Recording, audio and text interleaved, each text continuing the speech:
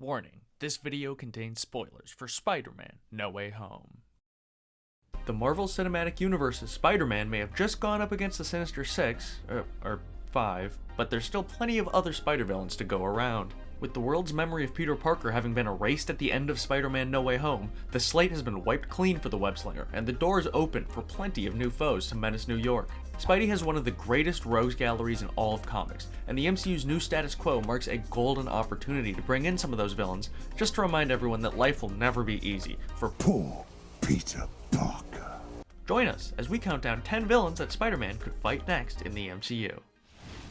While many people think of Wilson Fisk as primarily being a Daredevil villain, in large part thanks to Vincent D'Onofrio's fantastic performance in the Man Without Fear's Netflix series, the character was actually first created to fight Spider-Man. Kingpin debuted in the pages of The Amazing Spider-Man in 1967, where he planned to monopolize crime in New York. Given the fact that he was operating within close proximity to a friendly neighborhood web-slinger, that was never going to work. With Vincent D'Onofrio having reprised his role in the Disney Plus Hawkeye series, Kingpin is officially in the MCU proper. After having spent a fair amount of time getting his butt kicked by Daredevil, it feels like it's about time for Kingpin to move on to a different foe, and Spider-Man is the perfect candidate for that position. D'Onofrio's gruff, no-nonsense take on Kingpin would no doubt find Tom Holland's energetic, quippy Spider-Man an absolute nuisance. The two would be perfect foils for each other as Fisk tries to reorganize his empire after the events of Hawkeye.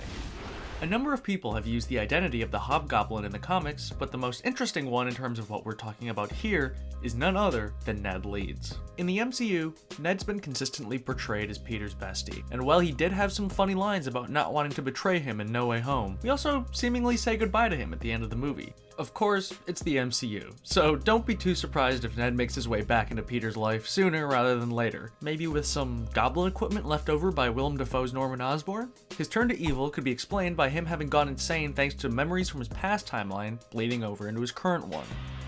Alternatively, Marvel could pay tribute to Hobgoblin's comic book origins and make his true identity a mystery, with the villain using various body doubles to conceal his true alter ego, including a hapless Ned Leeds. This way, Marvel could satisfy the fans who want Ned to become the Hobgoblin while not having to fully turn one of their more lovable characters evil.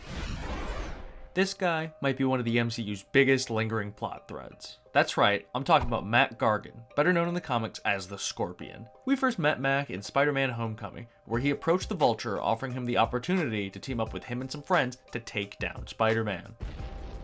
Now, I don't know if anyone has noticed, but Spider-Man's been a little busy over the last few years, so there hasn't really been any time to revisit Gargan. With a new status quo established, a reappearance from him as a supervillain would remind Peter that his enemies still remember Spider-Man, and he seems like a show-in for the Sinister Six that Sony seems oh so excited to set up. In the comics, J. Jonah Jameson pays for the operation that turns Gargan into a supervillain, and with Jameson seemingly hating Spider-Man more than ever before after the events of No Way Home, the idea of him sending Scorpion after the webhead seems fairly plausible. Plus, it would give J.K. Simmons more screen time, and that man deserves all the screen time in the world. He's been considered for all 3 MCU Spider-Man films so far, but now is the time for Kraven the Hunter to strike. With Aaron Taylor Johnson confirmed to be starring as Sergei Kravinoff in a spin-off film dated for release in 2023, it would make a lot of sense to see him jump over to the MCU and finally face off against Spidey, as long as no one brings up Quicksilver. You didn't see that coming? With Spider-Man having been the cause of so much chaos over the years, at least if you believe J. Jonah Jameson, the prospect of hunting him down would no doubt be thrilling to Kraven. If we really wanted to get some mileage out of him, Marvel could keep him around as a villain in multiple movies. His origin could be explained in his solo film, with him then jumping over to the MCU with all of his setup out of the way. This way, the films could build up to an adaptation of the iconic Kraven's Last Hunt storyline, which has been requested by fans for years. Although Venom's long-rumored involvement in the events of No Way Home ultimately amounted to little more than a jokey cameo, his appearance did set up a potential black suit Spider-Man storyline for the MCU. Considering the fact that Venom spin-off movies have proven to be wildly successful, it would seem like an obvious choice to keep Tom Hardy's Eddie Brock around in the MCU. But No Way Home's post-credit scene seems to be Marvel's way of saying that Eddie Brock won't be their universe's Venom. Still, there's a number of candidates that we've already met in previous films who could take his place. In the comics, both Flash Thompson and Mac Gargan have bonded with the symbiote. When it comes to Flash, Peter having to take down his old frenemy holds a lot of emotional potential. On the other hand, the idea of Michael Mando playing Venom is too enticing and also too terrifying for me to really complain about at all. Whoever ends up being cast as the MCU's Venom, that actor will have some pretty big shoes to fill. Or should I say, a pretty big lobster tank to fill. Meet Jackson Wheel. He's a guy who rolls around in a giant Ferris wheel with arms on it. This is starting to sound like a bad comic book plot. I love this character, and while I understand why he's seen as a joke by pretty much every other Spider-Man fan ever, I firmly believe that Big Wheel would make a great movie villain. His gimmick provides such great opportunities for cool stunts. He could appear in some sort of action or chase scene to start off a movie with a bang. This would allow them to incorporate some really cool Fast and Furious-esque driving action, and yet he would ultimately be an incredibly easy foe for Spider-Man to defeat. No matter what capacity he appears in, I say Big Wheel deserves his day in the spotlight, darn it. You'll get your rent when you Put Big Wheel in a movie! With the death of Aunt May in No Way Home, her feast shelter is going to need someone new to step in and take charge. Someone like Martin Lee. Introduced in the comics in 2007, Lee is a philanthropist who founded the Feast program that May works with. He also has dissociative identity disorder, which causes him to sometimes turn into the crime lord, Mr. Negative. Considering the fact that Mr. Negative draws his powers from the Dark Force dimension, his appearance in the MCU would open the door for some insane visual effects, while his origin could be connected back to the collapse of the multiverse in No Way Home.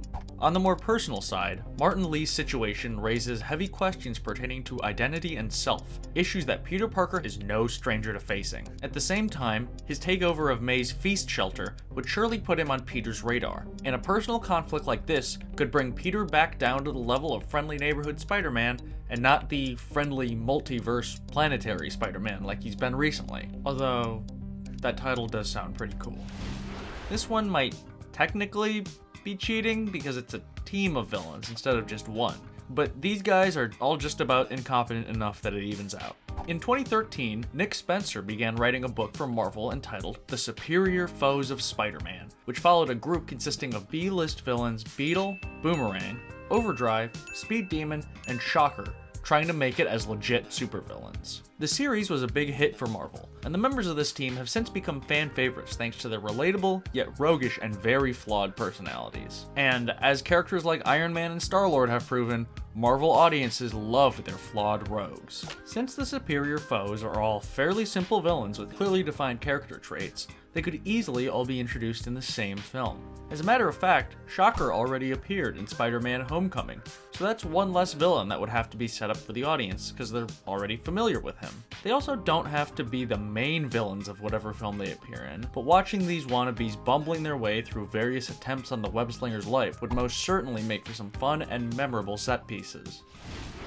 With MJ out of the picture, Peter Parker is gonna need a new love interest in the MCU, and I think I know just the character for that. In every other Spider-Man movie, the love interests are all civilians who get caught up in Peter's exploits, but Felicia Hardy would bring a brand new dynamic to the table. Rather than being an everyday bystander, Felicia, aka the Black Cat, is a highly trained, well-equipped cat burglar who can easily hold her own in a fight. She has outfoxed Spider-Man several times in the comics, and the two have a, well, shall we say, complicated romantic history. She's someone that can understand Peter's need to be Spider-Man in a way that no other love interest fully has, especially considering the fact that Felicia is really more in love with the spider than the man.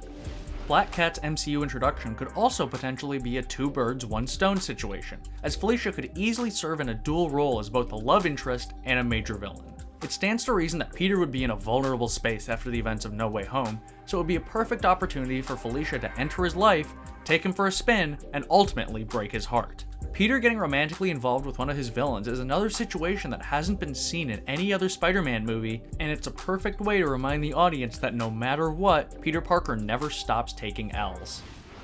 We might have just seen the Green Goblin again in No Way Home, but I think there's a perfect way to introduce a new take on Norman Osborn that would change the MCU forever, and maybe just give it its next big overarching villain. While the Green Goblin is iconic, the real most intimidating thing about Osborn is the immense political power that he holds, with the ability to unleash the government's most deadly resources on whoever crosses his path. Now, No Way Home confirms that Oscorp doesn't exist in the MCU, but there's nothing to say that there's no Norman Osborn. Maybe the MCU's Norman decided not to become an industrialist and decided on a different career path, like, oh, I don't know, politics. A future movie could see Norman try to get his name out there as a politician, only for Spidey to catch wind of this. Considering his past experiences, Peter doesn't trust him, and takes it upon himself to keep an eye on him. Having a vigilante looming over you constantly would drive anyone insane, and it could be enough to push this Norman Osborn into hating vigilantes. This, in turn, could lead to him acquiring a government position where he would have the ability to control and monitor superhumans under the excuse of keeping people safe. In this scenario, Peter's attempts to prevent any future crimes by Osborn would essentially create a self-fulfilling prophecy, with the Webhead once again being responsible for his own biggest problems.